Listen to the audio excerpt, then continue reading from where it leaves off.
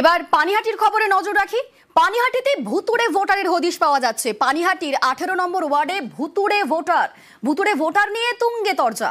18 নম্বর ওয়ার্ডে 7 বুথে 7,000 ভোটার, আর সেখানে 60 জন ভুতুড়ে ভোটারের ভুতুড়ে ভোটার রয়েছে, এমনটাই অভিযোগ উঠছে। আমাদের সঙ্গে রয়েছেন প্রতিনিধি সুবীর। ওই বুথে 60 ভুতুড়ে ভোটার কোথা থেকে এলো, কিভাবে হলো ভুতুড়ে ভোটার? দেখো, পানিহাটি পৌরসভার 18 নম্বর ওয়ার্ডে 95 থেকে 101 অর্থাৎ 7টি বুথ রয়েছে। সেখানে প্রায় 7,000 ভোটার রয়েছে। এই জায়গা থেকে 60 জন মৃত ভোটার, মানে তারা মারা গিয়েছেন, এবং সেই জায়গা থেকে আরো যে রয়েছে অর্থাৎ 210 জনের মতো ভোটার, তাদের কোথাও তাদের অন্য জায়গায় তারা চলে গিয়েছেন, নিখোঁজ হয়ে গিয়েছেন, অন্যত্র তাদের বিয়ে হয়ে গিয়েছে। এই যে নাম অর্থাৎ মৃত ভোটার 60 এবং 210 ভুয়ো ভোটার অর্থাৎ 270 জনের যে নাম, সেটা কিন্তু ভুয়ো তালিকায় রয়েছে। এবং এই নিয়ে কিন্তু বিজেপি সরব হয়েছে। তারা বলছেন যে এই যে ভুয়ো ভোটার, এই ভোটার দিয়েই কিন্তু তৃণমূল কংগ্রেস কিন্তু নির্বাচনে ভোট করিয়ে গিয়েছে। কিন্তু বিজেপির যে অভিযোগ সম্পূর্ণ অস্বীকার করার পাশাপাশি নির্বাচন কমিশনের দিকে কিন্তু ব্যর্থতার যে আঙুল, সেটা কিন্তু তুলেছেন তৃণমূল কংগ্রেস নেতৃত্ব। বেশ, ধন্যবাদ সুবীর। প্রায় 250 নামের গন্ডগোল রয়েছে, ম্যাক্সিমামটা মৃত। বাংলাদেশে থাকে, এখানকার বিদেশে থাকে, ভারতবর্ষের অন্য রাজ্যে থাকে। যে নামগুলো কাটা হয়নি কোনোদিন, যে নামগুলো তৃণমূল কংগ্রেস ছাপ্পা মারে, এগুলোকে তৈরি করিয়ে রাখা রয়েছে এরম ভাবে। একটা ওয়ার্ডে যদি এই 250টা থাকে, তাহলে আমি 35টা ওয়ার্ডে হিসাব করুন। মৃত ভোটার যদি থেকে থাকে, সেইগুলোর নাম বাদ দেওয়ার কর্তব্য হচ্ছে তার বাড়ির লোক ডেথ সার্টিফিকেট দিয়ে তার নামগুলো ডিলিট করবে। আর বাকি যদি বিজেপির কাছে কিছু প্রমাণ থাকে, সেটা নির্বাচন কমিশনের কাছে দেখা। ভোটের নাম তো আমি তুলি না, আর ভোটার লিস্টও আমি তৈরি করি না, ওদের নির্বাচন কমিশন তৈরি করে। নির্বাচন কমিশনকে বলুক, আমাকে বলে কি হবে। 2002 সালে ভোট দিয়েছেন, অথচ কমিশনের আপলোড করা ভোটার লিস্টের নাম নেই। এর পেছনে বিজেপির চক্রান্ত দেখছে তৃণমূল। তাদের দাবি এটা চুপি চুপি কারচুপি। এই অভিযোগ উড়িয়ে দিয়েছে বিজেপি। এ নিয়ে জেলা শাসকদের থেকে রিপোর্ট তলব করেছে কমিশন। এসআইআর শুরু হওয়ার আগে কি করে এই কারচুপিটা হতে পারে? এই জন্যই আমরা পরিষ্কার বলছি, চুপি চুপি কারচুপি। পশ্চিমবঙ্গে শেষবার এসআইআর হয়েছিল 2002 সালে।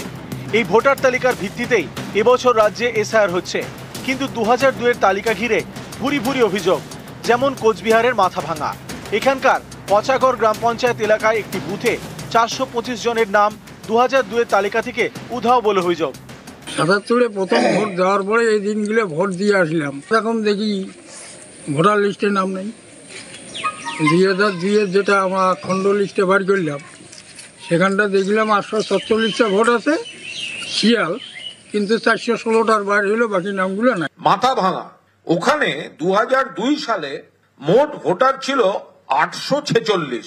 417 নম্বর যে মানুষটি ছিল, সেখান থেকে 841 নম্বর যিনি রয়েছেন এই সিরিয়াল নাম্বার, এদের কোনো ট্রেস নেই। কোচবিহার 2 নম্বর ব্লকের খাপাইডাঙ্গাতেও একই অভিযোগ। স্থানীয়দের অনেকের দাবি 2002 সালে ভোটার তালিকায় তাদের নাম ছিল। 2024-এর লোকসভা নির্বাচনে ভোটও দিয়েছেন, কিন্তু এখন ভোটার তালিকায় নাম নেই। Booth number 2, Natabari assembly constituency, Coochbehar. 2002-এর যে ভোটার লিস্ট, তাতে 717টি নাম ছিল। এটা হচ্ছে সেই হার্ড কপিটা। কিন্তু এখন যে অনলাইন যেটা আপলোড করা হয়েছে, ওই একই বুথে সেখানে দেখা যাচ্ছে 140। এই 2002-এর ভোটার লিস্ট বলে যেটা এখন ওয়েবসাইটে আপলোড করা হয়েছে, তাতে বিপুল পরিমাণ ভোটার নেই। এটা কি করে হতে পারে? তারা কোথায় যাচ্ছেন, তার ব্যাখ্যা কোথায়? আর এসআইআর শুরু হওয়ার আগে কি করে এই কারচুপিটা হতে পারে? এই জন্যই আমরা পরিষ্কার বলছি, চুপি চুপি কারচুপি। যে কোনো পদ্ধতি করতে গেলে ত্রুটিগত সমস্যা আসতে পারে, সেই সমস্যার ক্ষেত্রে নির্বাচন কমিশনকে জানাতে হবে। নির্বাচন কমিশনের গোটা পদ্ধতিটা যদি এসআইআর আপনারা ভালো করে ওটাকে অ্যানালাইসিস করেন বা দেখেন, তাহলে আপনারা দেখতে পাবেন নির্বাচন কমিশন প্রতি পদে ভুল হলে পরে আমার নাম বাদ চলে গেল ধরুন, তবে কিভাবে ঠিক করবো? তার জন্য ফর্ম নাম্বার বলে দিয়েছে, অর্থাৎ তার জন্য আলাদা ব্যবস্থা রেখেছে, প্রত্যেকটি পদে পদে সেই ব্যবস্থা আছে। সেই ব্যবস্থার লাভটা নিতে হবে তৃণমূল কংগ্রেসকে। তৃণমূল কংগ্রেস তাদের যদি অভিযোগ থাকে, অভিযোগের পরিপ্রেক্ষিতে তারা নির্বাচন কমিশনের কাছে তাদের বক্তব্য রাখবে, নির্বাচন কমিশন উত্তর দেবে। তৃণমূলের অভিযোগের ভিত্তিতে রিপোর্ট তলব নির্বাচন কমিশনের। উত্তর 24 পরগনা এবং কোচবিহারের জেলা শাসকদের থেকে রিপোর্ট চাওয়া হয়েছে। নিউজ 18 বাংলা। জনসংখ্যার বিন্যাস নিয়ে সরব বঙ্গ বিজেপি। সীমান্তবর্তী জেলার জনবিন্যাস পাল্টে যাওয়ার অভিযোগ। ফের সরব বিজেপি রাজ্য সভাপতি শ্রমিক ভট্টাচার্য। বাংলার সীমান্ত জেলার জনবিন্যাস বদলে যাওয়ার অভিযোগ। সর্দার বল্লভভাই প্যাটেলের জন্মজয়ন্তী পালন, জন্মজয়ন্তীর অনুষ্ঠানে জনবিন্যাস নিয়ে সরব বিজেপি। সাইলেন্ট ডেমোগ্রাফিক ইনভেশন চলেছে ভারতবর্ষের উপরে। পশ্চিমবঙ্গকে একটা প্যাসেজ বানিয়ে আজকে সীমাঞ্চল, বনাঞ্চল, ঝাড়খণ্ড, বিহারের ডেমোগ্রাফি পর্যন্ত বদলে যাচ্ছে। পশ্চিমবঙ্গের বিভিন্ন সীমান্তবর্তী জেলার জনসন্তুলন পাল্টে গিয়েছে। তাই আমাদের একমাত্র লক্ষ্য ভারতবর্ষকে অখণ্ড রাখা। সীমান্তের জেলায় জনবিন্যাস নিয়ে বিজেপির অভিযোগে পাল্টা তোপ তৃণমূলের। শ্রমিক ভট্টাচার্য টিয়া পাখি নিয়ে কবে থেকে গণস্কার হয়েছেন আমি জানি না। 2021 সালে জনগণনা সেন্সাস হওয়ার কথা ছিল, যেটা ভারত সরকার করে। বাংলাদেশে 1971 মুক্তিযুদ্ধের সময় 23% হিন্দু জনসংখ্যা ছিল বাংলাদেশে। আজকে সেই হিন্দু জনসংখ্যা বাংলাদেশে হয়েছে 8%। তারাই শরণার্থী হয়ে ভারতবর্ষে এসছে এবং তাদের একটা এর ফলে তো পলিটিক্যাল ডিভিডেন্ড শ্রমিক ভট্টাচার্যের পরিবার পেয়েছেন, মানে বিজেপির পরিবার। বর্ডার লাগোয়া সবকটা লোকসভা আসন যেহেতু বিজেপির জয় জয়কার এই কারণেই ছিল। শ্রমিক ভট্টাচার্য যেটা করছেন, উল্টো মিথ্যে প্রচার করছেন।